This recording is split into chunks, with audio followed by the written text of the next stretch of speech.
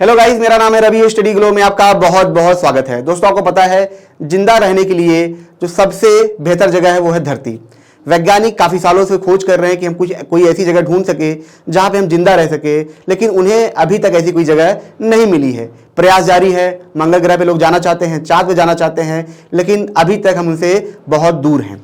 और दोस्तों, इसी के चलते हुए वैज्ञानिकों ने, खास करके नासा ने, एक टेस्ट नाम का एक ऑपरेशन चलाया था, यानी कि एक रिसर्च चलाया था, जिसके तहत वो खोज रहे थे एक्सोप्लैनेट, ऐसे एक्सोप्लैनेट जहां पे जीवन संभव हो सके। यानी कि हम ऐसा प्लैनेट खोज सके जो कि हमारे सोलर सिस्टम से बाहर हो, किसी दूसरे तारे का चक्कर लगा रहा हो और वहां पे जीवन संभव हो। लेकिन जीवन संभव होने के लिए दोस्तों हमारी धरती की तरह ही वहां पे इन्वायरमेंट होना चाहिए, यानी कि मास धरती की तरह होना चाहिए, सूरज से दूरी भी लगभग उसके आसपास होनी चाहिए, टेम्परेचर वैसा होना चाहिए, मिला जुला के वहां पे जीवन पनप सके। तो ग्रेविटी, टेम्परेचर, मास, काफी सारी चीजें हैं जो वहां पे होनी चाहिए। लेकिन अब दोस्तों होता क्या है कि इतनी सारी चीजों में संभावनाएं घट जाती हैं। इसीलिए 5000 एक्सोप्लैनेट खोजे गए हैं, जिसमें से कुछ ऐसे प्लैनेट हैं जहां पे जीवन हो सकता है, महज कुछ। अभी तक आप समझिए कि इतने बड़े ब्रह्मांड में सिर्फ 5000 एक्सोप्लैनेट खोजे जा चुके हैं। क्यों खोजे जा चुके हैं? क्योंकि खोजे तो और जा सकते थे, लेकिन खोजे इसलिए गए हैं क्योंकि हमारे पास टेक्नोलॉजी इतनी बढ़िया नहीं है कि हम उन्हें देख पाएं। अब जैसे हम बात करें कि जो खोज हुई है, जैसे इसका नाम जो है LTT 1445AC करके है, ठीक है दोस्तों। इसकी जो खोज हुई है 2022 में हुई थी, हबल टेलीस्कोप द्वारा हुई है।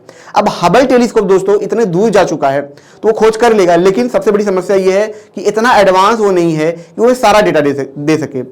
सारा डेटा का क्या मतलब है? सारा डेटा का मतलब है उसका मास कितना है, टेम्परेचर कितना है, क्या रेडियस है। इस सब में काफी ज्यादा प्रॉब्लम आती है। यानी कि वो डेटा हमें दे भी दे तो भी समस्या ये है कि कहीं ना कहीं उसमें एरर आने के चांस है, उनके डेटा में कुछ गलतियां होने के चांस है, क्योंकि वो इतने एडवांस नहीं है। लेकिन हार्वर्ड, ऑक्सफोर्ड के जो रिसर्चर थे दोस्तों, उन्होंने क्या किया, इस पर रिसर्च किया और उसके बाद इन्होंने क्या किया कि एक डेटा दे दिया इसका डायमीटर का, इसके टेम्परेचर का, रेडियस का, बता दिया कि ये इतना है। और इसी के चलते अब आगे का जो फ्यूचर प्लान है वो किसके ऊपर डिपेंड करेगा? जेम्स वेब टेलीस्कोप के ऊपर, ताकि ये जाके वहां पे और रिसर्च कर सके और उनकी और जानकारी दे सके। तो दोस्तों आज इसके बारे में चर्चा करेंगे। आखिर जो अर्थ 2.0 है वो क्या है, ये कैसे इसको खोजा गया और क्या प्रोसेस था इसको खोजने में, इसको भी हम समझेंगे। लेकिन दोस्तों उससे पहले मैं आपको ये बता दूं कि हमारा फ्लो के कोर्स पे सेल चल रहा है और ये सेल 20 तारीख तक रहेगा, उसके बाद ये सेल खत्म हो जाएगा। मैं आपको बता दूं हजारों स्टूडेंट ने इसको एनरोल किया है और ये इसीलिए लाया गया ताकि जो आपकी एफिशिएंसी है उसको 5 गुना बढ़ाया जा सके, 500% आपकी एफिशिएंसी को ग्रो किया जा सके।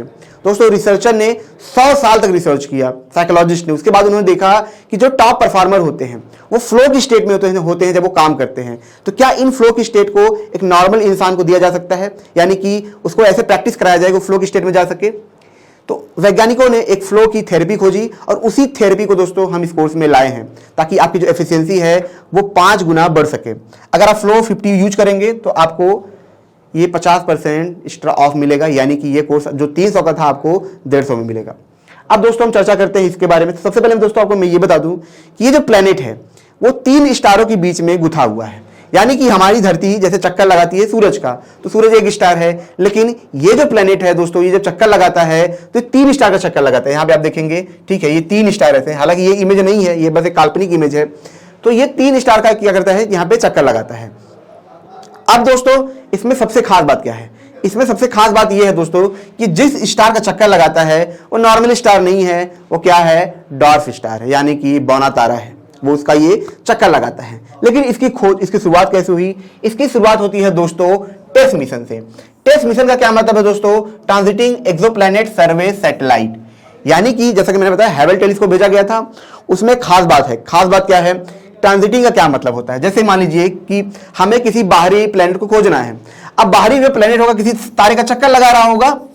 अब जब चक्कर ये लगाएगा, मान लीजिए हमारा टेलीस्कोप यहाँ पे है, मान लीजिए यहाँ पे है टेलीस्कोप। अब जब ये चक्कर लगा के इस तरफ से जाएगा, ठीक है, तो जब ये उस तरफ जाएगा तो जो लाइट यहाँ से जाएगी, ये बीच में लाइट को रोक देगा, तो जो लाइट की चमक आती है टेलीस्कोप तक, वो उससे पता लगा लेते हैं कि यहाँ पे ये प्लेनेट है। क्या होगा? ये बार बार ब्लफ करेगा, बार बार ये जाएगा सामने से, तो बार बार जो लाइट आएगी रुक रुक के आएगी, रुक रुक के आएगी, तो इससे पता चल जाता है कि ये प्लेनेट कैसा है। अब लाइट के रेडिएशन से दोस्तों क्या होता है, ये पता लगा जाता है कि कितनी दूरी पर है, कितना मास है।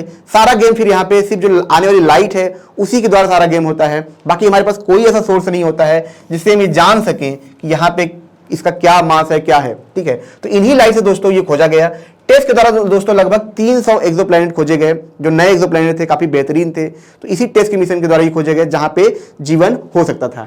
ये 2022 में ही खोज लिया गया था, जैसा मैंने आपको बताया था, लेकिन कैलकुलेशन करने में, ठीक है, सही डाटा देने में इन्हें लगभग 1 से 1.5 साल यहां पे लग गए।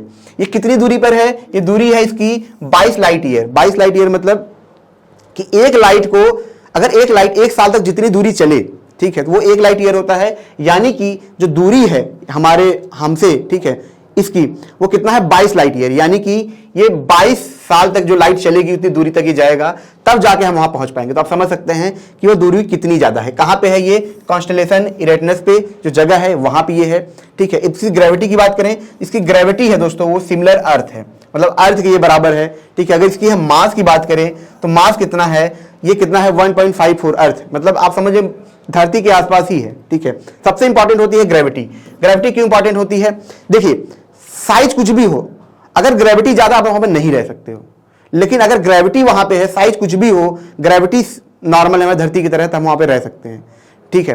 तो सबसे बड़ी चीज होती है ग्रेविटी। तो ग्रेविटी यहां पे क्या है? धरती की तरह है। यहां पे प्लैनेट रेडियस की हम बात करें दोस्तों, ये कितना है? 1.147, ठीक है, धरती के आसपास है। मतलब देखेंगे रेडियस भी लगभग धरती के आसपास है। तो ये सारी संभावना थी। यहाँ पे एक प्रॉब्लम दोस्तों यहाँ पे है, इसका जो टेम्परेचर है वो काफी ज्यादा है। टेम्परेचर कितना है? आप मान चलिए 250 डिग्री सेल्सियस के आसपास है। यही इसकी सबसे बड़ी प्रॉब्लम है। यही वजह हो सकती है कि वहां पे जीवन नहीं हो सकता है। लेकिन जो वैज्ञानिक है उन्होंने ये भी बोला है कि यहां पे दोस्तों ये हो सकता है कि टेम्परेचर शायद वेरी कर जाए, क्योंकि कैलकुलेशन अभी इतना सही नहीं है, क्योंकि हमारे पास टेक्नोलॉजी ही नहीं है। तो यहां पे प्रॉब्लम है जो टेम्परेचर, अगर टेम्परेचर सही रहा तो शायद वहां पे जीवन हो। तो ये भी एक चीजें वहां पे हो सकती है। अब इसके हम दोस्तों ऑर्बिट की बात करें कि कितने दिन में कंप्लीट करता है। जैसे हमारी धरती हमारे सूरज का चक्कर लगाती है एक दिन में, वैसे ही इसको अपने ही सूरज का चक्कर लगाने में, जो ड्वार्फ स्टार है उसका चक्कर लगाने में लगभग लग जाता है 3 दिन। ये कितनी दूरी है? एस्ट्रोनॉमिकल यूनिट की बात करें तो हमारी जो धरती है सूरज से वो 1 AU की दूरी पे है, ठीक है, जिसको एस्ट्रोनॉमिकल यूनिट बोला जाता है। तो ये जो अपने सूरज से दूरी पे है वो कितना है? 0.02661 AU, मतलब काफी ज्यादा ये अपने सूरज के पास है। लेकिन जो ड्वार्फ स्टार होते हैं उनकी हीट बहुत कम होती है, हीट उनसे बहुत कम निकलती है। तो पास होंगे तभी वहां पे हीट पहुंच पाएगी। अगर धरती कितनी दूरी पे होंगे तो वहां पे टेम्परेचर पहुंच ही नहीं पाएगा, वहां पे हीट पहुंच ही नहीं पाएगी, ठीक है। जैसा मैंने बताया रेड ड्वार्फ चक्कर लगाता है। बाकी इसके जो 2 स्टार हैं दोस्तों वो लगभग 3 बिलियन माइल्स की दूरी पे हैं, तो वो काफी ज्यादा वहां पे दूरी पे हैं। अब ये जो रिसर्च जो पब्लिश हुआ था कहां पे हुआ था? एस्ट्रोनॉमिकल जर्नल में हुआ था। जैसे नेचर हुआ, एस्ट्रोनॉमिकल हुआ, ये काफी बड़े जर्नल होते हैं। यहीं पे पब्लिश हुआ था। जो ऑक्सफोर्ड और हार्वर्ड के जो साइंटिस्ट हैं उन्होंने यहाँ पे पब्लिश कराया था। फ्यूचर की बात करें दोस्तों तो जेम्स वेब टेलीस्कोप क्या करेगा? इस पे आगे अध्ययन करेगा। अब इस पे फोकस हो पाएगा, इस पे काम कर पाएगा, क्योंकि दोस्तों जो जेम्स वेब टेलीस्कोप से बहुत सारे काम करने होते हैं, ठीक है। तो ये काफी टाइम तक वहां पे काम कर पाएगा, क्योंकि हमारे पास डेटा काफी ज्यादा यहाँ पे अवेलेबल है। कंक्लूजन की बात करें दोस्तों तो सिंपल सी बात है, अभी धरती जैसा प्लेनेट खोजना बहुत मुश्किल है, क्योंकि रियल में हमारे पास ऐसी टेक्नोलॉजी है ही नहीं कि हम बहुत ही दूर तक बहुत ही अच्छे तरीके से देख पाए।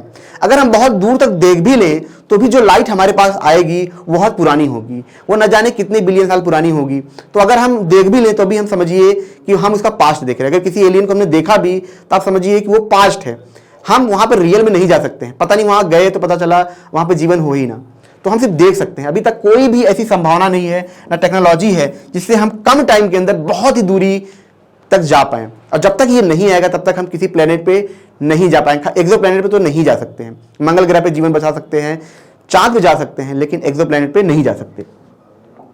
अब जाते जाते दोस्तों ग्रोथ की बात कर लेते हैं, सेल्फ ग्रोथ की बात कर लेते हैं। तो फ्लो का कोर्स आप जरूर अवेल करें। अभी सेल चल रहा है, ये सेल 3 दिन बाद बंद हो जाएगी और उसके बाद ये सेल नहीं आने वाला है। ये अभी आपको 150 में मिलेगा, उसके बाद ये 300 का हो जाएगा। तो दोस्तों मिलते हैं नेक्स्ट लेक्चर में। Thank you so much.